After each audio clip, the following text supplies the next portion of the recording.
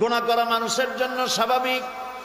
এই জন্য আল্লাহ রাব্বুল আলামিন কোরআনে কারীমের মধ্যে বলেছেন, লা তাকনাতু মির রাহমাতিল্লাহ, বান্দারে আমার রহমত থেকে নিরাশ হয়ে যেও না, আমার রহমত থেকে মায়ুস হয়ে যেও না। মায়ুসি, হতাশা এক প্রকারের কুফরি, হতাশাগ্রস্ত হওয়া যাবে না। গুনাহ করেছো, তওবা করো, আল্লাহ তাআলা মাফ করে দিবেন। সুবহানাল্লাহ বলেন।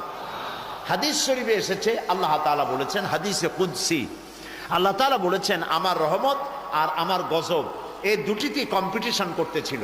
এই কম্পিটিশনে, এই প্রতিযোগিতায় আমার গজব হেরে গেছে, আমার রহমত জিতে গেছে। সুবহানাল্লাহ, সুবহানাল্লাহ। তার মানে হলো, বান্দারে তোমার গুনাহ যদি পাহাড় সমান হয়, আমার রহমত আকাশ সমান। আর তোমার গুনাহ যদি আকাশ সমান হয়ে যায়, তাহলে আমার রহমত আমার আরশ উপচে পড়েছে। সুবহানাল্লাহ। গুনাহ মাপ চাও, মাফ করে দেওয়া হবে। যারা মক্কা শরীফে গেছেন তারা দেখেছেন রুকনি ইয়ামিনী আর হাজারে আসওয়াদ। রুকনি ইয়ামিনী, হাজারে আসওয়াদ, এই জায়গাটায় কাবা শরীফের গিলাফের উপরে অনেকগুলি আয়াত আছে। তার মধ্যে একটি আয়াত এরকম আছে, ওয়া ইন্নী লাগাফফারুন লিমান তাবা ওয়া আমিলা সালিহান সুম্মা ইহতাদা। আল্লাহ তাআলা বলেন, নিশ্চয়ই আমি ক্ষমাশীল, নিশ্চয়ই আমি ক্ষমাশীল, আমি দয়াবান। যে ব্যক্তি তওবা করে আর তওবার উপরে প্রতিষ্ঠিত থাকে, গুনাহ করে না, আমি তার জন্য ক্ষমাশীল, আমি তার গুনাহকে মাফ করে দেব। আল্লাহ তাআলা গুনাহ মাফ করার আল্লাহর সুন্নত, আল্লাহর সিস্টেম হচ্ছে,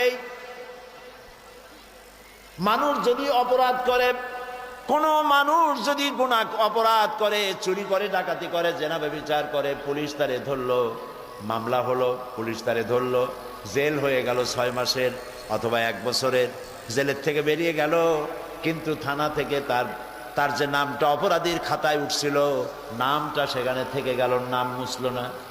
আবার অপরাধ করলো, আবার জেলে গেল, আবার জেল থেকে মুক্ত হলো, থানার সেই খাতায় আরেকবার নাম লেখা হলো। যতবার অপরাধ করবে নাম লেখা হবে, নাম মুছবে না। কিন্তু আল্লাহ তাআলার সুন্নত ভিন্ন রকম। মানুষ গুনাহ করে, গুনাহ করি, বান্দা যখন তওবা করে, রব্বুল আলামিন বলেন, শুধু গুনাহই মাফ করি না, গুনার খাতা থেকে নামটাও আমি আল্লাহ মুছে ফেলে দেই, নামটাও থাকে না। সুবহানাল্লাহ, নাম মুছে ফেলে দিই। এবং আত-তায়েবু আনিজ যামবি কামান লা যামবা লাহু, গুনাহ থেকে যে ব্যক্তি তওবা করলো, তার অবস্থা যেন এই সে কোনো গুনাহই করে নাই। সুবহানাল্লাহ, সে যেন কোনো গুনাহই করে নাই। তার গুনাহকে আল্লাহ তাআলা গুনাহগুলিকে নেকি দিয়ে পরিবর্তন করে দেন। সুবহানাল্লাহি বিহামদিহি। এই জন্য যারা আমরা সবাই গুনাহগার, গুনাহ করতেই পারি। গুনাহগার, নানাভাবে গুনাহ আমরা করেছি, হাত দিয়ে, পাও দিয়ে, চোখ দিয়ে, মুখ দিয়ে, আমলে আখলাকি হাজার অপরাধ করেছি।